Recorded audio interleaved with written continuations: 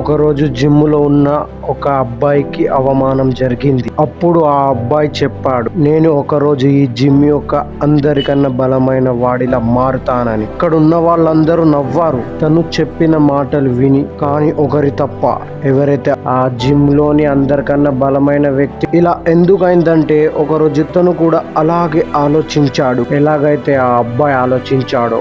మీరున్నారు, మీకు మీరే ఉన్నంతగా ఉండే అవకాశం కూడా ఇవ్వరు. నాకు ఎంత డబ్బు దొరికితే సరిపెట్టుకుంటా, నాకు అది దొరికితే సంతోషంగా ఉంటా, ఇది దొరికితే సంతోషంగా ఉంటా. కానీ జీవితం యొక్క గొప్ప ప్రారంభం ఒక గొప్ప ఆలోచనతో అవుతుంది. కానీ మీరు అక్కడ కూడా పిసినారితనం చూపిస్తున్నారు. అలా ఎందుకంటే ఎక్కువ ఎక్స్పెక్టేషన్ పెట్టుకొని ఫెయిల్ అయిపోతే ఏం చేస్తాం?